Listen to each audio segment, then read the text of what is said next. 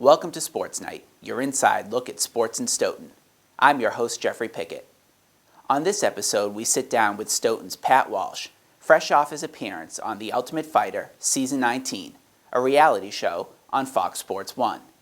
And in our Athlete Spotlight segment, we feature recent Stoughton High graduate Lennox, a standout running back for the Stoughton High football team who took part in the prestigious Shriners All-Star High School football game.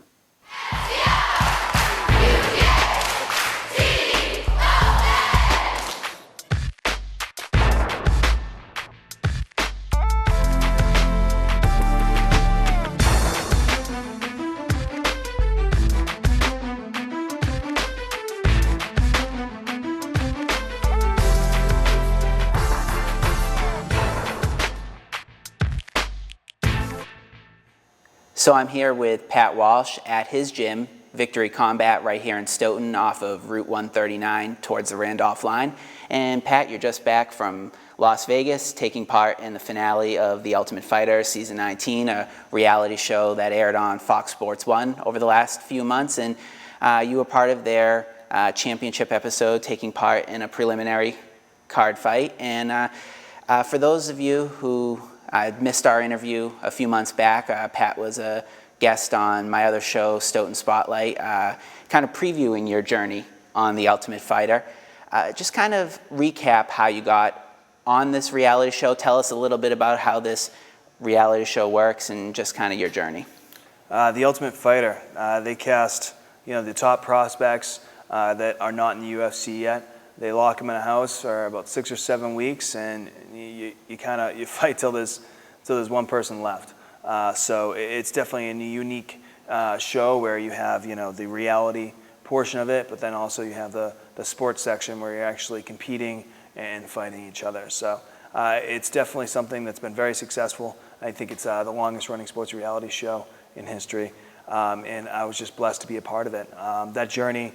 I was living in Providence, Rhode Island at the time.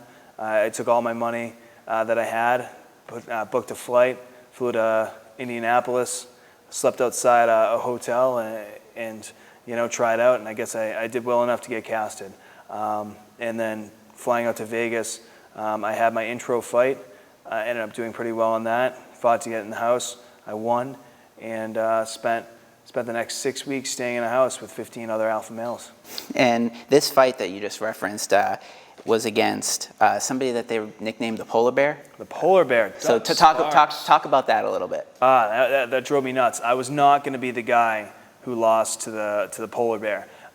This guy, he wears these fake animal ears. I wasn't sure. I thought maybe they were bunny ears. He didn't end up doing that during your fight, correct? No, you can't wear anything on your head. So. Right. But yeah, just about any other time I saw him, he had these ears on.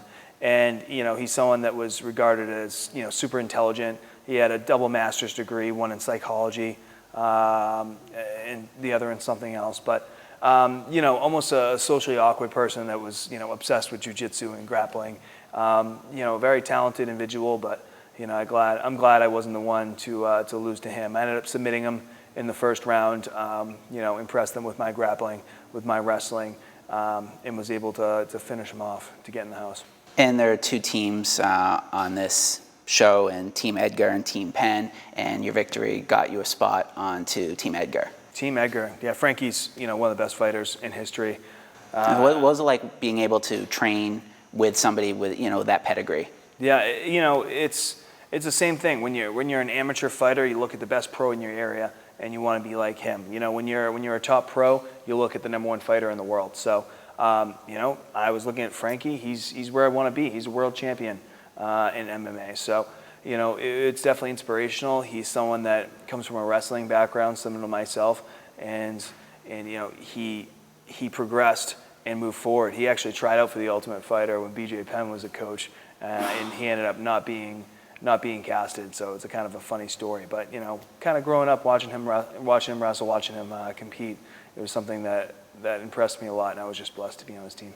And you had some big success on the show, a couple big victories, and then you took part in what some call the fight of the season in the semifinal round against Corey Anderson. And talk about that a little bit. that fight, and you ended up coming up short, but it was a real, slugfest back and forth. Just tell us a little bit about that. The fight with Corey Anderson, that was a tough one. I ended up taking a lot of damage. I think we had a good scrap. We really went. We're two top wrestlers. I think we're some of the best wrestlers on the show. He was a national finalist in college. He's a college wrestling coach. I have my own wrestling pedigree. But going against Corey, we really just we swung. It was swung for the fences for me. He had some great conditioning, great wrestling, and good boxing. So I knew, I wanted to hit him with some heavy hits. I wanted to take him down. I really wanted to pressure him. I was able to do that, but not enough to win the fight. So it was a little disappointing, but it was a 3-round battle, and I'm glad we were able to put on a show in the semifinals. Well, both of the semifinalists in your weight class, the light heavyweights, ended up getting an invitation back to the finale of The Ultimate Fighter and taking part in a preliminary card fight. How did that work? Did you know at the time that this was going to happen? Kind of walk us through the timeline of after that semifinal loss. I had a good idea. Has this, not to interrupt, has this always happened that they invite others back, or is this kind of a special situation? Not always. It's someone that they, that impressed them in the season. Daniel Spong, he was winning, I believe. He definitely won the first round. He did very well against Matt Van Buren, who was in the finals.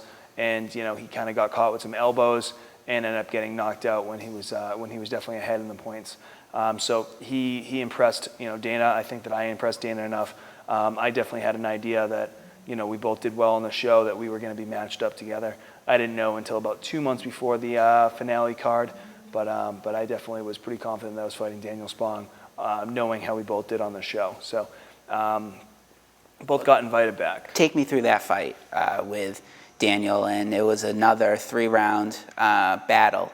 And one of the things in reading some of the analysis of the fight is that you were credited for your wrestling. Your great wrestling technique really helped you through in this match. Do you feel that was the case?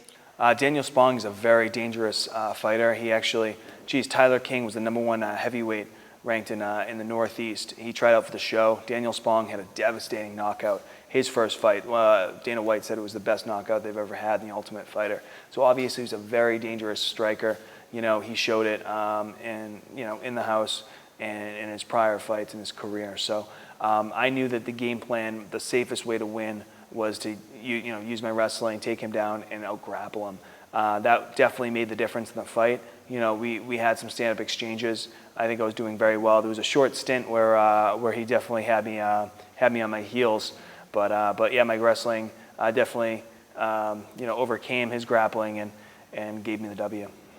And so the logistics of the show, the last time I interviewed you, you had taped all the way up until the finale, all the way through the semifinals, but you weren't obviously able to talk about that.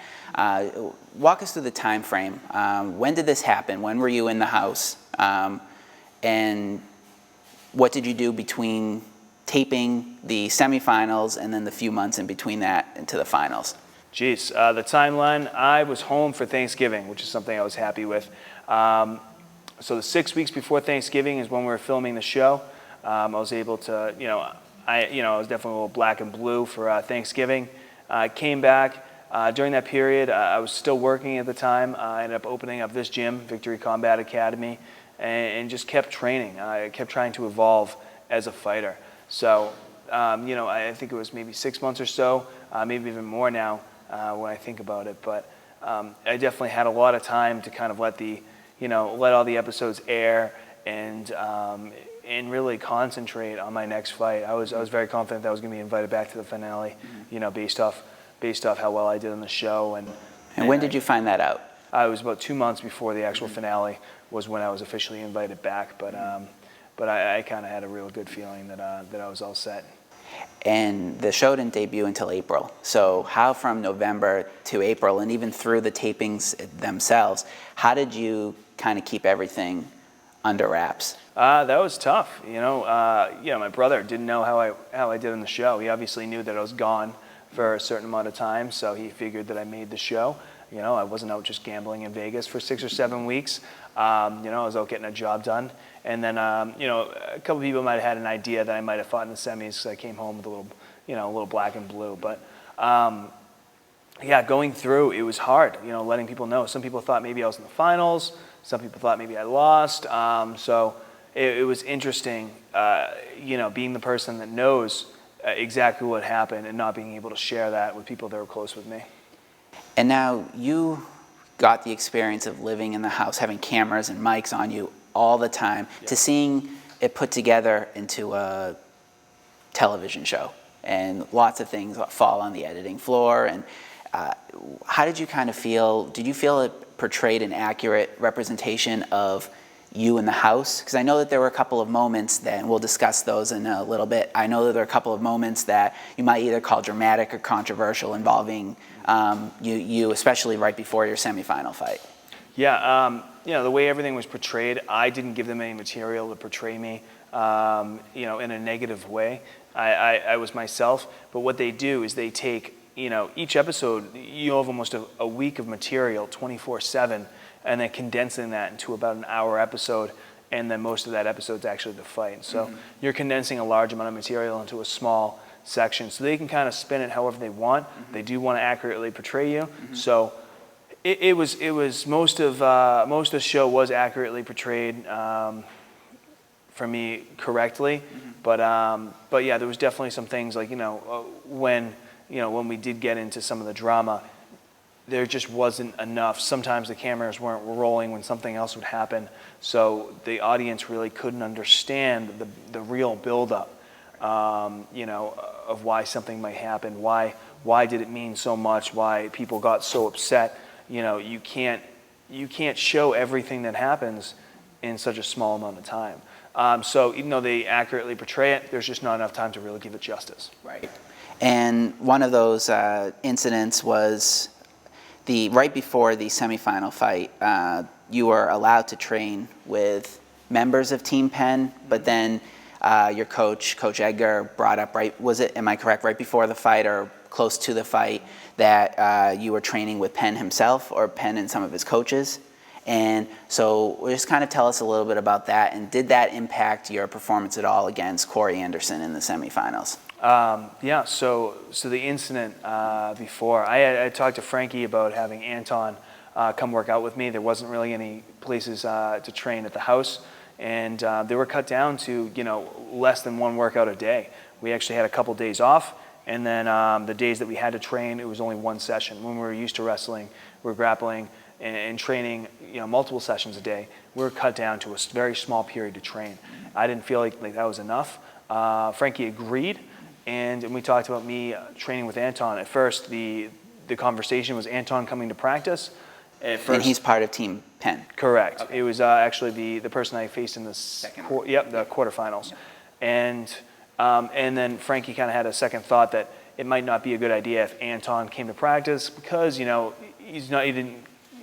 couldn't 100% trust him, where maybe he's talking to the team and telling them different stuff. So he suggested that I actually go to their practice and get an extra workout in.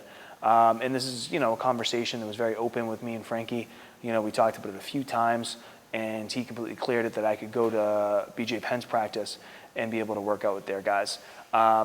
During that, I guess I wasn't, I just didn't think to have the conversation with the whole team. I had talked to a few of my teammates about it. Everyone seemed fine with me getting extra work in. But then I believe a couple of the guys got upset, because it wasn't, because I got a roll in with Cahal, and one of the assistant coaches held pads for me. It was something that wouldn't have made a difference. I mean, I would love to have worked out with our coaches some more. Just the time didn't permit. But I was really surprised, how bent out of shape some of the guys got.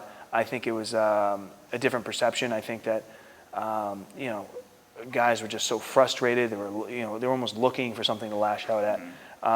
And there was multiple exchanges of words that went throughout the whole week before that initial, confrontation. And I was really upset because I felt like they actually held me away for a while, and I came in late, and they actually set up a scene. So I was so upset because I felt like Frankie kind of gave in to the politics of the show and gave in to a little bit of the drama, because obviously the production team is looking for that a little bit. You have to make an interesting show. Yeah. And they pull it off, and all of a sudden everyone sets in a scene, and they're confronting me about making some sort of decision about what team I'm on when I cleared everything ahead of time.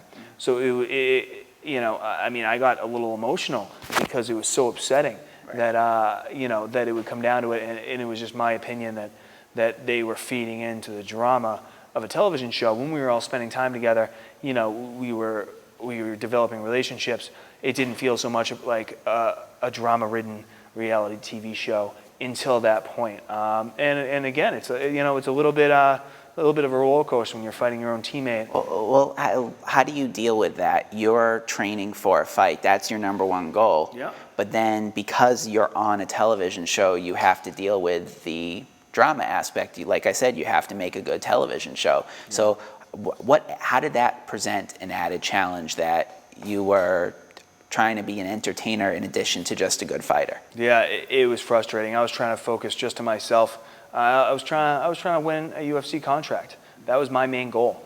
So it was very frustrating, the opinions people had. You're training with another team. You're not with us. You're against us. I'm fighting one of you guys. It's something that you're working for your overall individual goal. And granted, I had great relationships with the guys in my team, but we're fighting each other. Yeah, me and Corey. Hey, I got an extra workout and I'm fighting you. You're standing in front of me. I'm trying to do everything I can, to beat you. I don't think I was ever cheating. I was, getting extra workouts in. It's something that it was definitely challenging, having that emotional roller coaster when you're trying to simply prepare for a fight, something that you do professionally. Well, having gone through this experience, would you, if the opportunity presented itself again, if there was a all-star cast or something like that, would you consider going through this type of experience again? Although it was, emotional train wreck, I would definitely choose to be paid to train and be able to train with some of the best guys in the world again, absolutely. And what's your next step from here? Where do you go from? You had a very successful run on the show. Again, you were featured on the finale and won your fight. And so what's your next steps in terms of professional fighting? Well, I'm 1-0 in the UFC. I did talk to Joe Silva. He's happy to have me back. So now it's just making the decision whether or not to go down to 185 or to stay at 205 for my next fight. I think I'd rather stay at 205 and just get leaner. I did cut a decent amount of weight from my last fight, so I want to lean out, really get my physique correct, my conditioning right, my boxing, up to par. Well, you're at a light heavyweight right now. Light heavy. And so what would 185 be? Is that still in the same category, different? Yep, that's middleweight. Okay. And right now, competing at light heavyweight, I walk around at about 230, and I cut about 20 pounds of water, and I kind of get the rest of the weight off. 185, I got to get my body weight down to probably 205, walking around, opposed to 230. So that's about 25 pounds I'd have to lose body mass. So making that decision is something that I have to take very seriously. I either do it or I don't. So. But you continue to train and continue to look for the UFC fights. Correct. Yeah. And again, it's just figuring out that one decision, 185 or 205, and then hopefully fighting sometime in late September. And now we're sitting in your gym. So as you're doing this, you're also running a gym right here in Stoughton. So tell us a little bit about that. Victory Combat, located at 386 Lindelof Ave in Stoughton. We have a great schedule. We have some great coaches. Boxing every night. I teach a lot of the wrestling. We have Brian Conrad teaching wrestling tonight. What do you aim to do here? What's your goal with the gym? My goal is... It looks great, by the way, if you can come down and see some of the remodeling. Yeah, I definitely spent a lot of time remodeling this place. But my goal is to take the same people. I coach at Stoughton High, a little wrestling, and I want to be able to take these guys where I didn't have a ton of opportunity to compete in MMA. I ended up finding a gym after college, but I want to give some of the local guys some opportunities to go through this experience. Going from someone that's before amateurs into your amateur career, into professional careers. I want to be able to take these same guys that I've been training with and bring them through that same road that I went through and have the same kind of success that I had. It's something that's that's amazing to go through that experience. And you continue to coach at, Stoughton High. Is that something you see yourself doing next season and beyond? Definitely. It's tough. I'm not going to have a lot of time, but I can't see myself turning my back away from that program. It's grown so much. Mike Carroll's doing such a good job with it as the head coach, and I definitely want to stay very involved, even if it's not a paid position. I'll definitely be at every meet. And just for some of the younger viewers, wrestlers or people who want to go into MMA, what are some advice that you would give to pursuing this path? Find somewhere where you can train every day. The best gym in the world is a gym you can get to every day. It's always about the little things. People don't get successful overnight. It's from getting on a schedule and continually improving every day. So that's the biggest advice I can give you, is to just take small steps. If you can improve yourself 0.5% every day over a course of a year, your improvements are immense. So just take small things and work at it in small steps. All right, Pat, again, thank you so much for joining us, and best of luck down the road. Thank you.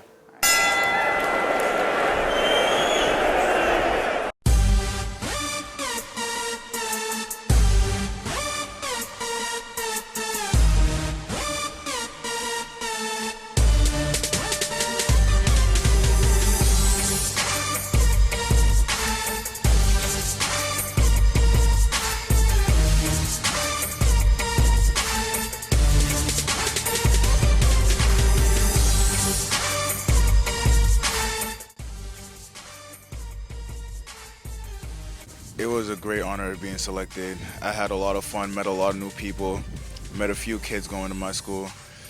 Playing the Shriner games made me, it helped me to show my true skills in defense, especially because I didn't really get to play offense that game. So during defense, I really got to show how I play. So that helped a lot.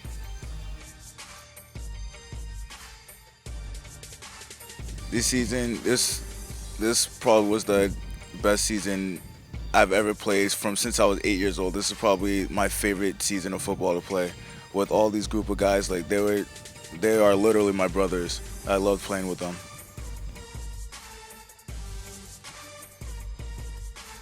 At first, during the summer, when the coach told me I might be playing running back, I was kind of upset because I felt like I didn't have the body type for it. I was too long, and I didn't think I was fast enough for it. But when the season came, after the first scrimmage, I played terrible that first scrimmage. But then after that, I started getting better, progressing more, and I started liking playing running back. So I did everything I could to be the best I can.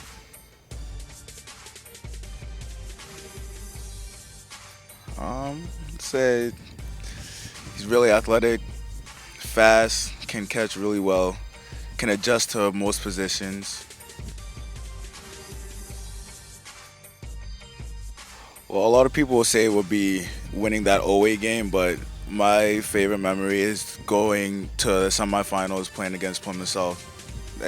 No team really has gone that far, and that was a great experience for all of us to show who we really are and make a name for our team. I did track so that it will help me with my speed for football. So I'll push myself in track to get faster, and me pushing myself in track helped me push myself in football. My favorite class would be poetry and sociology.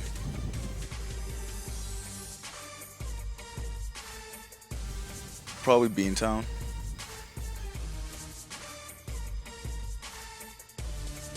Well, the song that I would listen to mostly would be Remember the Name or Hall of Fame.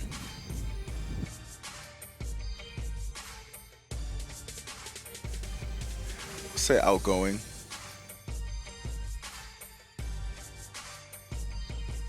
Never give up on what you believe in. Try to do the best you can and just push for it.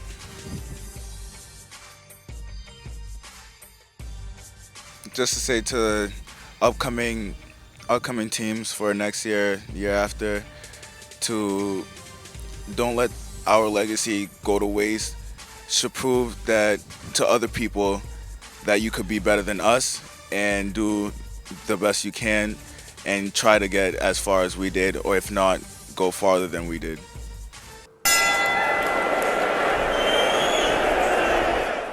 Thanks for tuning in. I'm Jeffrey Pickette. We'll see you next time on Sports Night.